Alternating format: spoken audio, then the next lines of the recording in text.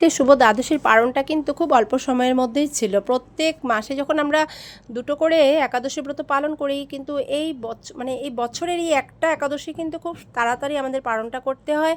তাই ভোরবেলা উঠে গেলাম, উঠে বাড়ির সব কাজ সেরে স্নান টান করে চলে আসলাম গোপুসোনাকে একটু ভোগ নিবেদন করতে।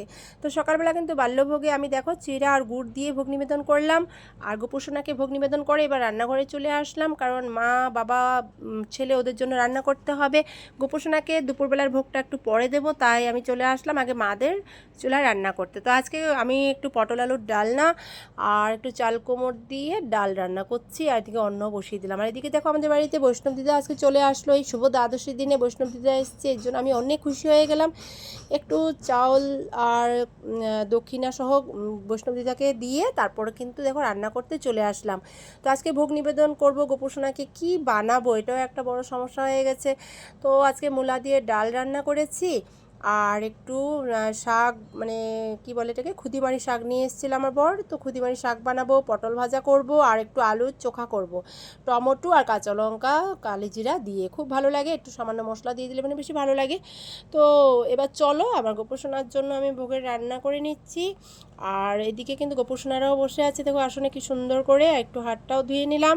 তো প্রত্যেক দিনই কিন্তু আমি এইভাবেই আমার গোপুসোনার সেবা পুজো করি, আমার খুবই ভালো লাগে। তারপর কিন্তু এবার আমি আমার গোপুসোনার জন্য চলো ভোগটা রেডি করে নিই। আর 10টা বেজে গেছে, তখন প্রায় 10টা বেজেই গেছে, আমার রান্না প্রায় হয়ে যাচ্ছে।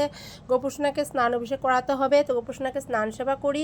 এবার দেখুন কত সুন্দর একটা জামা পরিয়ে দিলাম। তো গাছের ফুল ছিল বেশ কয়েকটা, ফুল নিয়ে আসলাম, গোপুসোনাকে সিঙ্গার করিয়ে দিলাম, চরণে একটু ফুল দিয়ে দিলাম, তারপর দেখো জল তুলসী দিয়ে নিবেদন করলাম।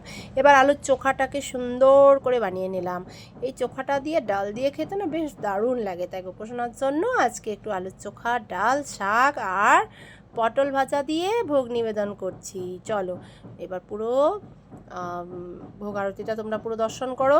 একটু থালার নিচে আমি ফুল দিয়ে, ভোগের থালা একটা তুলসী পাতা দিয়ে, তারপরে আমি ওং নমো ভগবতে বাসুদেবায় নমো, জয় শ্রীকৃষ্ণ চৈতন্য প্রভু নিত্যানন্দ শ্রী অদ্বৈত গদাধর শিবাসাদি গৌর ভক্তবৃন্দ, তপ্ত কাঞ্চন গৌরাঙ্গী রাধা বৃন্দাবনেশ্বরী বিশ্বমানুষুতি প্রণমামি হরি প্রিয়ে।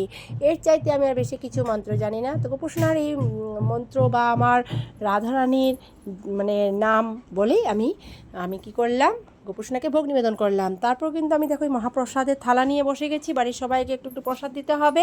তো আমি থালার মধ্যে ভোগের থালাটার থেকে নিয়ে নিচ্ছি, তারপরে বাড়ির সবাই মিলে আমরা প্রসাদ পাবো। তো এইভাবে আজকে শুভ দ্বাদশী ব্রত পালন করেছি, আমার খুবই ভালো লেগেছে। কালকে একাদশী ব্রতও ভালো করে পালন করলাম, দ্বাদশীও পালন করলাম।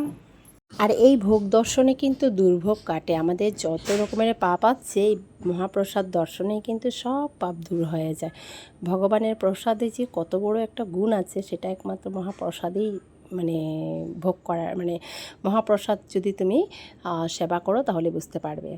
তো আজকে এই মহাপ্রসাদটা পেয়ে গেলাম ভগবানের নাম নিয়ে, তো এত আনন্দ লেগেছে মহাপ্রসাদটা পাওয়ার পর। সব